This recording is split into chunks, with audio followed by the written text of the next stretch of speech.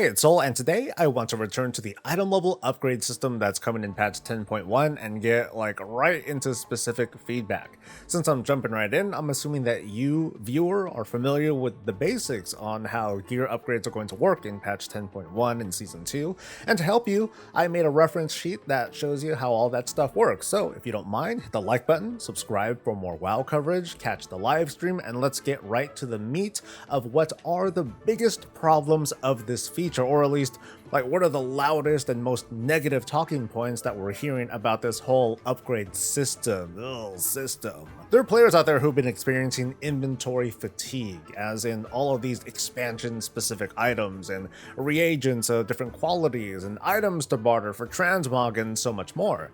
It's not unusual for some players to do all the things, and so it's not hyperbole when someone says that they have to manage so many items on top of multiple gear sets and legacy items that they still use, and old transmog that they're trying to sell, and stones that they're still farming from the second revolt for some reason, and all the things that are coming in 10.1, which brings me to crests and crest fragments. It's one more talking point. It's not that huge, but it's another few bag slots taken up that some find to be needlessly cumbersome. My personal feedback is that this is not a big deal, and this is coming from someone who suffers from constant low inventory.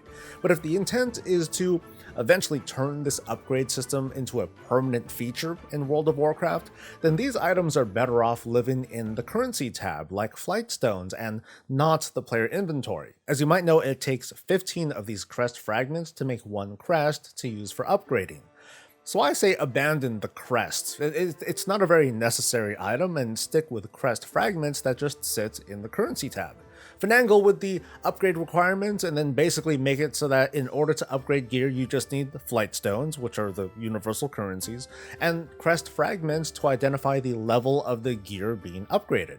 There's one engineering hurdle to overcome though, and that's with crafting orders, because enchanters will be able to take these crests and turn them into reagents for crafted gear, which is very, very cool.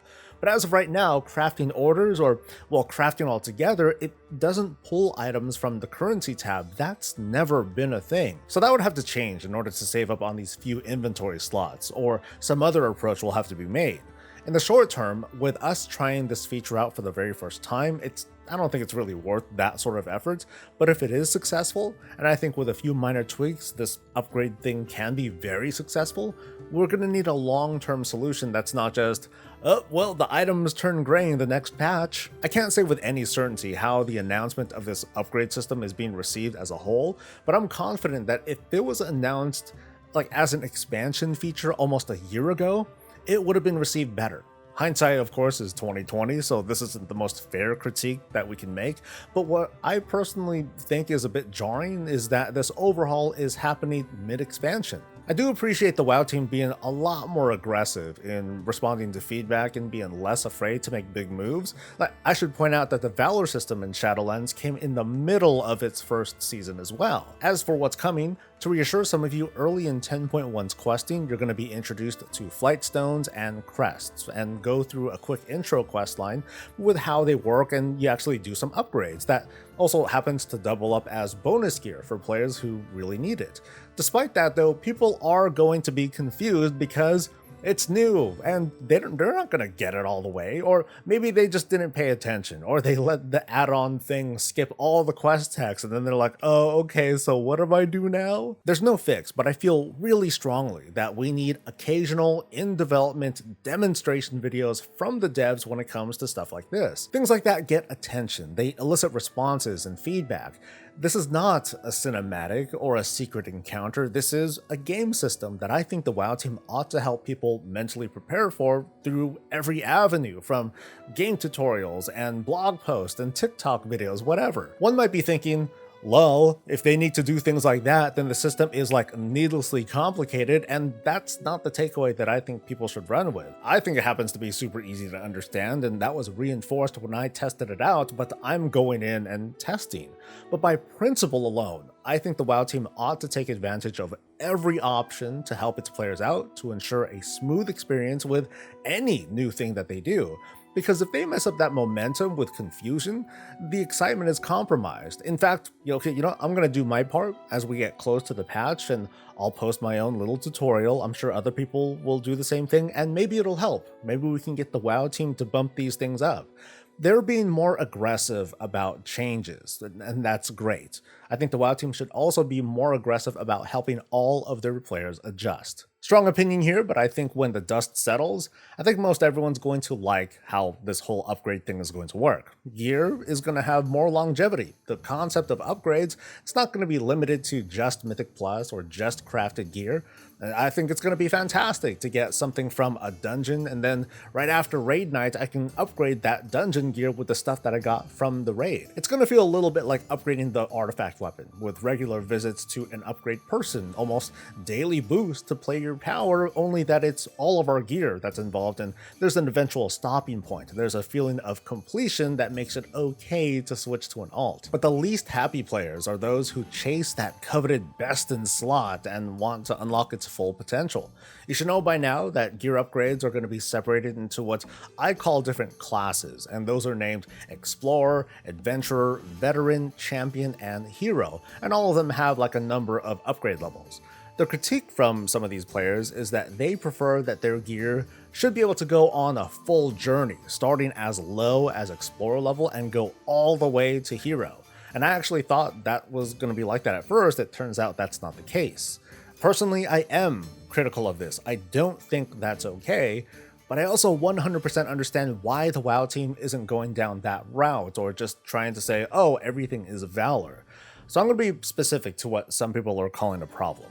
Since Shadowlands and the Valor system, Mythic Plus folk have been able to do the following. They would be able to farm low-level keys to get the exact pieces of gear that they want, and then upgrade this gear with Valor while they're pushing keys, meeting requirements to upgrade it to higher levels until it's maxed out while relying on the vault for greater upgrades and the trickle of Valor that would come each week. But there's a flaw in that design, kind of. Players could attack this from a different angle by pushing keys however they do it until they meet the requirements needed to upgrade gear to the highest level that they could get to, and then go down. They would go back to these lower keys, farming those easy things for their best pieces, and then get the Valor needed to upgrade them by, again, doing these low-level keys. This resulted in Mythic Plus World clamoring for a lifting of the Valor cap because they wanted to max out their best pieces that they would get from this low-level content. They call it bad design, when the reason for the Valor cap was exactly that, to curb that sort of behavior. And there's some folks out there, notably top players, who say, in their own words of course, that the best rewards should come from the hardest content. Pushing score and then going back down to low-level keys to get your gear upgrades, it kind of flies in the face of that. In fact, it's a better demonstration of another phrase, that players will, wherever possible, go down the path of least resistance. And that's just a gamer thing. It's not my intention to talk down or make people feel like they're in the wrong for doing that. We're gamers, like I said. We're going to take what's given regardless of the developer's intentions, but the WoW team is trying to close that loophole and pursue that whole, greater challenge, greater reward thing. It works, but I just find the current structure to be way too restrictive. The devs, in their statements, they said they're open for change. They're going as far as to hint that maybe we should hold on to our low-level best-in-slot items during Season 2 just in case. I feel very strongly that locking gear upgrades into these kinds of classes, it's too punitive. What if I get a really awesome trinket running low keys or raid finder? It's like, okay, cool, that's gonna take me so far with upgrades, but man, I'd really like for it to go the distance with me. Like, I want this trinket or weapon or whatever to keep growing. I don't want this to happen for free. I would like to have a path to walk down that's an alternative to, well, I hope a better class of this item drops from higher difficulties. It kind of feels like Titan forging. It's also to point out too that upgraded gear, it's not the only way to power up in 10.1. I mean, upgrades can drop. Crafted gear is a thing. The Great Vault is supposedly real. So I feel like for the most part, this notion of wanting to upgrade gear from the bottom to the top is really skewed heavily towards trinkets and gear that might have a unique effect. I don't need to farm 2s for like every gear slot because again, there are plenty of alternatives. So let's get to what I'm trying to suggest that'll make this serious career-minded Mythic Plus world happy, and maybe everyone else too. The general idea is to give a method that allows gear to promote from one class to another. So a path that lets Explorer gear eventually get upgraded or promoted all the way to max hero. So for example, in order to promote a piece from Explorer to Adventurer, so 1 level up, you first need to max it out with Flight Stones or whatever, 8 out of 8, which qualifies it to be promoted to the next class. But then you're going to need like a buttload of crests and Flight Stones, and when gear is promoted, it then gets shot down to rank 1 Adventurer gear. It's technically weaker than max level Explorer gear, but it has that higher cap.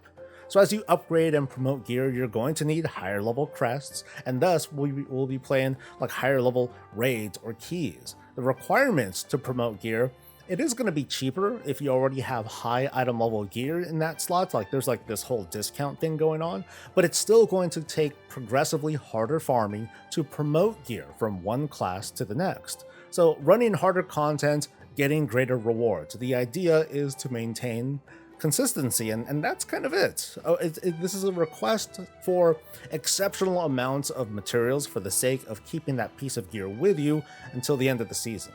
Now, of course, some would say, hey, that's Blizz trying to increase your time played metrics, to which I would say, well, the alternative would be like farming 2, so you're still playing just as much, but now you've got to play closer to your skill level, and I think that's fair. And here's like a modified version of the same idea. So at the start of the season, you'll get an opportunity to pick up a super special item that when used on select pieces of gear, it'll let that gear be upgraded all the way to hero class. So we're going to take out the really high requirements of crests to promote gear, and you can just use the normal amounts of crests and flight stones to upgrade gear. Again, that's discounted if you already have high level pieces. The catch is that you can only use this item a few times across the entire season, meaning you have to choose your special gear very carefully, and it means that anyone who plays multiple roles on the same character or class, they're going to feel shafted. So maybe that's not the best approach. And this is similar to something that the WoW team has done before with Dinar. It was a system late in Shadowlands that let people choose gear that they wanted, but they only had 3 tokens to spend. I don't think anyone would be hurt if there's some sort of path like this. It just needs to follow an approach of increasing difficulty that feels mostly consistent with doing, harder content for better gear and rewards. Now, this does not address related concerns that, hey, why shouldn't everyone have the same opportunities to get max hero class gear, even if all we do are world quests? For now though, I'm leaning on the WoW team's intentions, which clearly want a more direct relationship between difficulty and item levels, but I don't think the discourse there should stop either. For now though, that's all I gotta say. Feel free to share your own feedback in a comment, like this video, subscribe for more coverage, catch me live, and I'll catch you later. Stay safe, stay healthy, and stay breezy.